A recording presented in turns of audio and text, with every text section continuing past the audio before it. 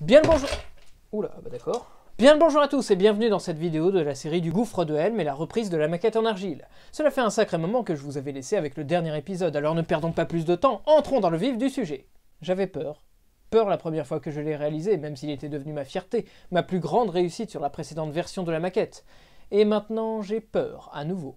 Jusqu'à présent, je vous ai montré mon travail sur le premier escalier, mais il va bientôt être temps de nous attaquer au mur et de le faire s'élever sur toute sa longueur.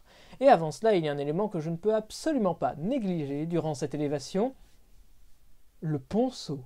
Au début, je ne savais pas trop comment m'y prendre, devais-je le faire d'un seul bloc, pierre par pierre? Ce qui me faisait surtout douter, c'est que le ponceau a à bien des égards un rôle essentiel. Il doit laisser passer la rivière, la seule source d'eau potable pour les défenseurs, qui coule et serpente dans la vallée. L'arche doit donc soutenir le poids de toutes les pierres au-dessus d'elle. Esthétiquement parlant, il égaye sobrement mais quand même le reste du mur avec sa forme. Il contraint les pierres qui l'entourent à épouser cette forme.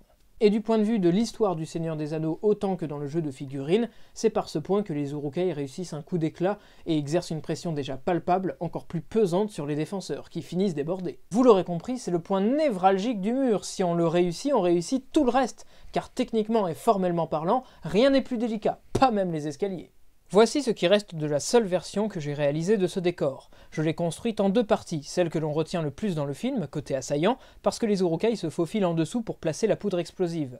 Je l'ai prolongée jusqu'à la deuxième partie, qui accueille la grille, celle que l'on voit le plus longuement lorsque Grima Langue de Serpent explique le point faible du gouffre de Helm à Saruman. J'ai dit que j'étais fier de ma réalisation, mais si le ponceau est le point faible du gouffre, le point faible de mon ponceau est bien cette seconde partie. Très inégale, on sent que je ne maîtrisais pas ce que je faisais, d'autant que j'étais pressé par le besoin de bien faire s'imbriquer les deux parties entre elles, tout en introduisant les barres de métal pour la grille, que j'ai obtenues simplement en dépliant de gros trombones comme celui-ci. De plus, en voulant la tailler pour reproduire les fissures telles qu'on les voit dans le film, comme je l'ai fait pour la première partie, la surface s'est un peu craquelée, ça s'est cassé, et j'ai dû reponcer par-dessus, ce qui fait que c'est très irrégulier. C'est pour cela au départ que je l'avais fait en deux parties. J'avais prévu toutes ces contraintes, et je me disais que jeter le tout et devoir tout recommencer alors qu'une seule partie était en cause, cela aurait été dommage. C'est en fait un système de rechange. Ce côté-là est cassé, alors je le jette sans abîmer le reste. J'ai appliqué ce système à l'ensemble de la maquette, car l'argile est très fragile. Cela se brise facilement si l'on fait un geste brusque ou que l'on ne la manipule pas avec précaution. Et comme ma maquette est conçue pour un jeu de figurines, je m'attends à ce qu'elle soit manipulée et sans doute un petit peu abîmée dans l'utilisation. On ne pourra probablement pas éviter quelques accidents. C'est aussi pour cela que je ne fais pas les pierres visibles en un seul bloc, mais une par une.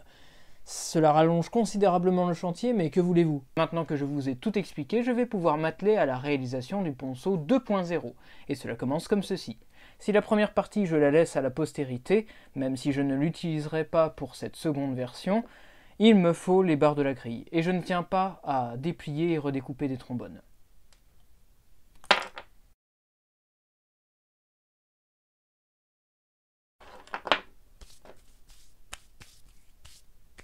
En temps voulu, je réinsérerai ces barres dans la nouvelle version.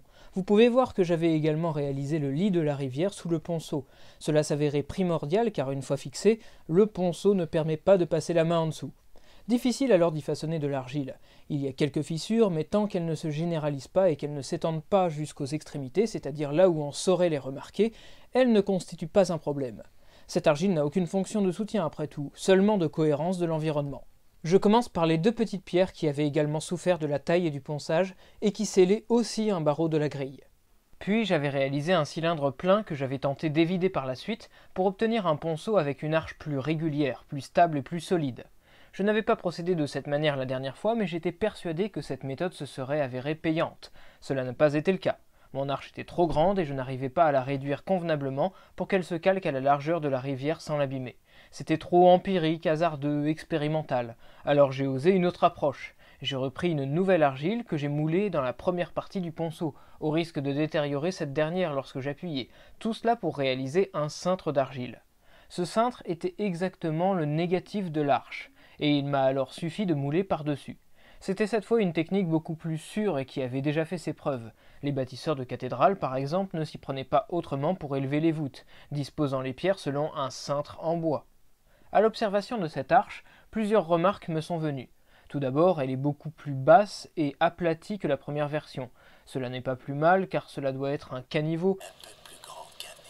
Selon Grima, pas une véritable entrée. C'est donc plus représentatif de sa fonction, et comme nous l'avons vu pour façonner l'argile en dessous, nous ne nous amuserons pas à manipuler des figurines dans ce petit espace. Mais j'ai surtout retenu que c'était beaucoup plus régulier, autant dans la continuité qu'aux extrémités qui s'en trouvent beaucoup plus droites. En contrepartie, j'ai dû abandonner mon système de rechange, car j'ai eu peur de briser l'harmonie de l'arche en la divisant, et de m'en mêler les pinceaux comme avec la deuxième partie de la première version.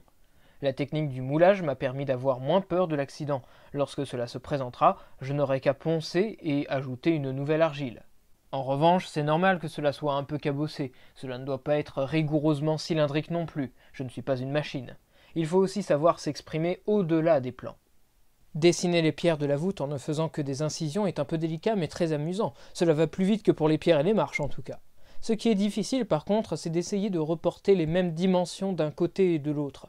Ce n'est pas le genre de détail que l'on peut remarquer sans instrument de mesure, mais il faut justement ne pas attirer l'œil pour donner envie de le vérifier. Plus qu'à rajouter les barres pour former la grille, et attendre. Une fois que le ponceau s'est durci, je pense qu'il serait déjà appréciable de réaliser les fissures et les reliefs avant d'attaquer la touche finale de cette session, la réalisation des quelques pierres qui entourent le ponceau dans son environnement immédiat, sans doute jusqu'ici, pour que dans un premier temps le niveau de chaque pierre soit bien droit, le même partout, de part et d'autre et à chaque étage qui sont concernés par cette interruption, et dans un second temps pour ne plus avoir à reproduire des pierres aussi spécifiques au milieu d'une continuité de pierres beaucoup plus banale, commune. Alors oui, cela peut paraître impressionnant de se dire « il faut absolument que cela ressemble au film », mais vraiment, hein, un dessin sommaire au préalable sur l'argile même, munissez-vous d'un scalpel, armez-vous de patience, ne soyez pas trop pressés et vous ferez des miracles. Faites également quelques ajouts, ne vous contentez pas de ce que vous voyez dans le film. Pensez que cette forteresse a pu être assiégée à de maintes reprises, que les assaillants se sont heurtés contre cette muraille, comme la mer sur les rochers. Les épées qui s'entrechoquent, les griffures des orques, la pluie, le vent, le temps tout simplement, peuvent avoir meurtri sa surface. Et voilà, nous sommes arrivés à la fin de cette vidéo. Je vous souhaite par conséquent une excellente continuation, portez-vous bien et à bientôt sur la chaîne de l'atelier.